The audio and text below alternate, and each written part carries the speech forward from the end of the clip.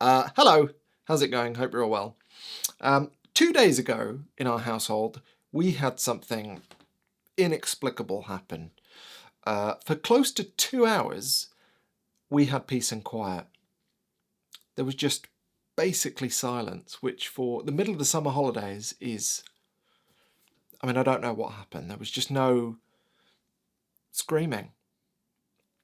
It was amazing. And for some reason, unbeknownst to me, I decided to use my peace and quiet on writing a list of the best feelings you can experience as a photographer. Random, I know, but I was trying not to just be on my phone. So this is what I did instead. And today, I thought I could read them to you. And the success of this does depend on me being able to read my own handwriting. But we'll see how we go. And given that outside is horrible at the moment, and I stand no chance of getting good photos today, James, you never do! I thought this was, while random, a reasonable thing to do. And perhaps you can add your best feelings, best photography feelings, in the comments. Let's see how we get on. Right, number 1, new camera. I'm joking. I'm not joking, it is on the list, but we can't start with new camera, that'd be quite depressing. Actual number 1, unexpected subjects. If you're walking along with your camera in hand and you see something that you couldn't have foreseen, a total surprise, particularly a surprise that's aesthetically pleasing or interesting, or hopefully both, that is gold dust as a photographer, as far as I'm concerned, and definitely one of the best feelings you can experience, especially if you get a photo of it. It's actually terrible if you don't, but yeah, if you get a photo, it's fantastic. Number 2, being the only one to see something.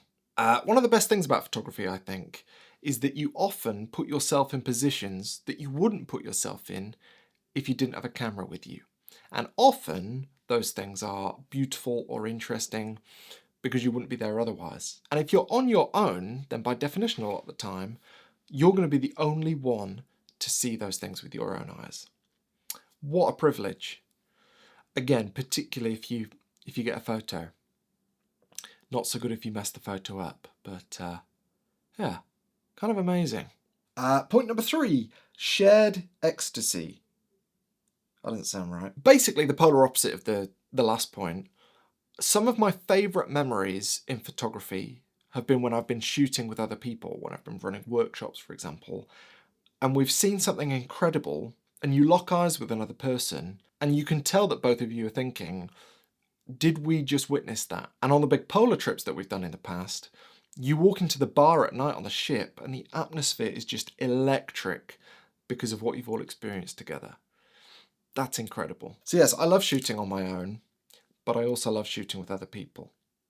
What a nice position to be in. Number 4, booking a photo trip. Big time, and it doesn't have to be to Antarctica or the Arctic. It could just be you deciding to go a couple of hours from home for the day. But making a plan, primarily for photography, I think is one of my favourite feelings. Number 5, what on earth does that say? Oh, a nice shutter noise, yes. A number of videos ago, I was moaning a lot about this camera, this Sony A1 Mark II. Fantastic camera, but a bit boring. But I tell you what, after that, I started using the mechanical shutter a lot more. And I've really grown to love the noise and the feeling of the mechanical shutter in this. Listen to this. There's a really nice judder in the body. I always used to find the shutter in the A7R kind of obnoxious and too loud, but this one.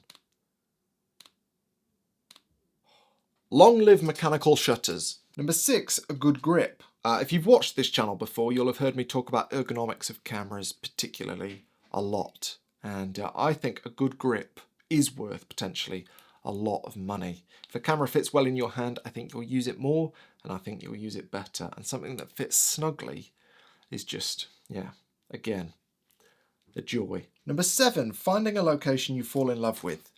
I adore Cornwall, for example, for photography. And the beauty of finding somewhere like that you absolutely love is that you get the memories from shooting there in the past, but you also get the excitement of the potential to visit again in the future, particularly if it's somewhere not too far from where you live. It really spurs my inspiration thinking about a location where I've taken photos that I've liked in the past. Number 8, a project you can't stop thinking about. I have come to realise over the past certainly 5 or 6 years that projects are like the glue for photos. They can bind photos together in such a way that makes the photos more than the sum of their parts individually. But I also think projects can be the glue between the photos and you. They can give you a sense of purpose, give you a direction. I think projects are an essential framework for any photographer, and I love them. Number 9, simplifying gear. Big one for me, this. For the past number of years, I have primarily, by which I mean 99% of the time, shot with one camera and one lens. And typically it's a zoom lens, like my 24-50 from Sony. But shooting with something like that, and that alone, and not thinking about changing lenses or carrying loads of gear on my back, has brought me more joy than more gear ever could have. And I mean that. Number 10, a double battery charger. Yeah, big one. If I see 2 batteries charging at the same time, it makes me very happy, especially if I've been shooting lots and they're all drained. Yeah. Number 11, bridging the gap. A few years ago, I made a video talking about Ira Glass and his thesis. I don't know if thesis is too strong a word, but he was talking about something he called the gap, whereby you know what it is that you want to create, but your skill level doesn't enable you to create it. And I think the gradual closing of that gap that you experience over time by getting better and improving in the direction that you want to travel is definitely one of my favourite feelings. Number 12, a hot shower after a cold shoot. Yeah, pretty self-explanatory. Number 13, a hot drink after a cold shoot. Definitely. Number 14, a cold drink after a hot shoot. Okay. Number 15, breaking the rules. There are lots of rules in photography, rule of thirds, etc. Knowing those rules and then getting a result that contradicts them or just doesn't follow them at all, a result that you like, is really satisfying for some reason. Number 16, being complimented on your work. It's kind of obvious. Number 17, using gear that isn't the best. One of the most common kinds of comments I get on my videos or my pictures is that they all look the same, regardless of what gear I've used. And I think it's meant as a compliment. I mean, I hope it is. Maybe people are just saying that they're all And for the most part, I think that's an undeserved compliment.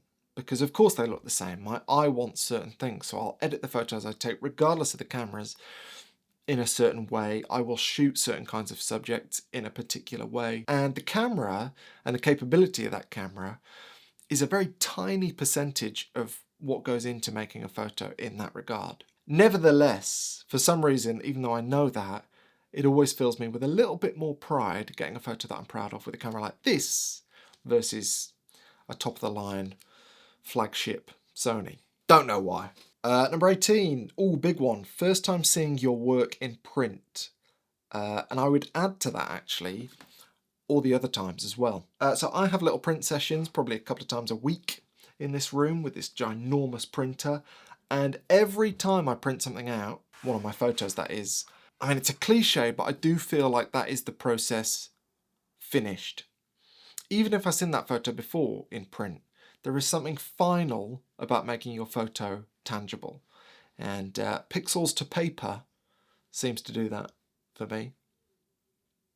It's a good name for a podcast. Pixels to paper. Sorry, have I been pointing with my pen through the course of this video? I know that's rude. Sorry if I have. Number 19, anytime someone buys your work. Photography is hard, certainly feels hard to me. And so anytime someone invests in my photography, it's a really nice feeling. Number 20, finding your favourite focal length. Yes, I'm pointing again, sorry. I shoot predominantly with zoom lenses these days, as you'll know if you watch this channel, but I do so from my favourite focal length, which is 40mm. So for instance, on my 24-50, and I've spoken about this before, I'll always start at 40mm. I'll work out if I can get a shot with the 40, and if I can't, then I'll zoom. And I think for lots of reasons that are way too convoluted to get into in this video, that is preferable to starting at the wide end of a zoom lens and just zooming until you get something you're happy with, which I think is what most beginners do, certainly. So yeah, finding your favourite focal length doesn't just mean you can go out and buy a prime. It fundamentally changes how you work and how you shoot. So that's a big one. Pen down. 21, finding a bag you like. I reckon I've given away about 20 bags over the past few years. I'm still surrounded by bags. I do have a couple that I really like, and I'll talk more about those in another video. But yeah, finding a bag you like is definitely a big one. Number 22, I think. Getting your dividers just right on said bag. Again, yes, that's a big one. Number 23, magnetic filters. Yes. I don't really use filters at all for photography, to be honest, but I use them a lot for video, and having them just pop on, that's a nice one. So that's not really a photography feeling for me, but I know lots of photographers do use filters for photography. And it's still a camera thing, so I'm going to include that. Number 24, nailing a shot. That's quite obvious. I mean, that's probably the biggest one out of all of these. Nailing a shot is obviously the best feeling as a photographer. Number 25, selling gear that's getting dusty. Kind of similar to simplifying gear, but in simplifying gear I kind of meant in the field. Selling dusty gear is obviously clearing the decks at home. I don't know about you, but I find if I'm surrounded by stuff, even stuff that I'm not really using that often, takes up mind space. And I don't have that much mind space. And so getting rid of stuff that I'm not using and using that money for example, photography trips, that always feels like a much better use of money than just having something on my shelf gathering dust.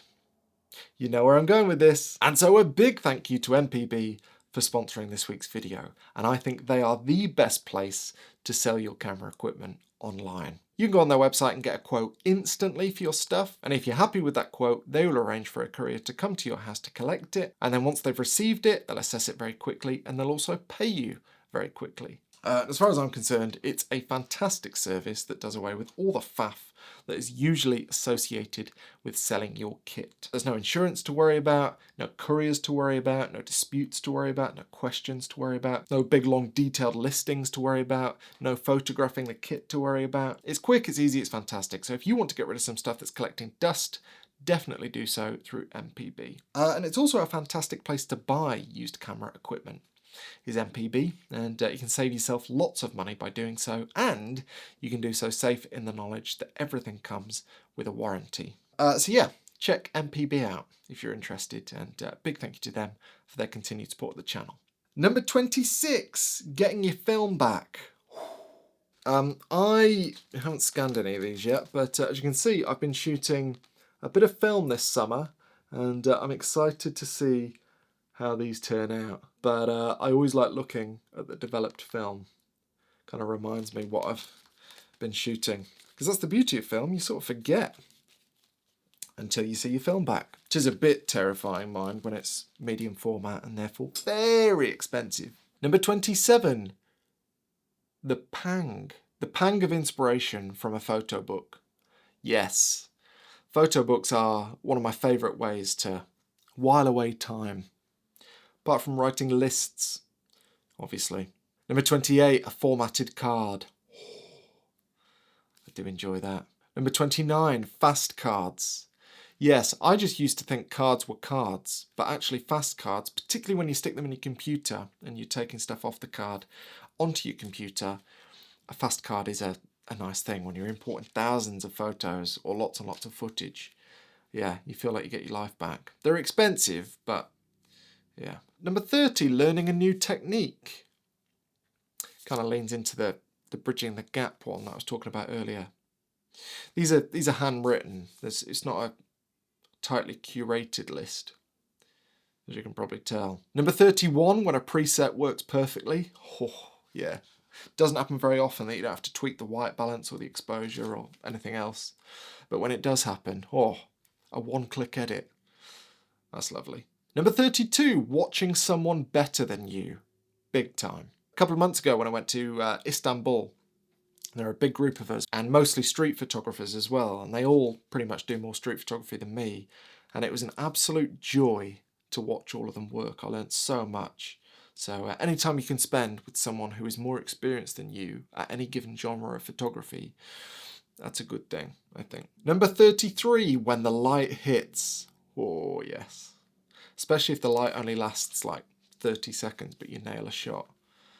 Lovely. Number 34, the car journey home after a good shoot.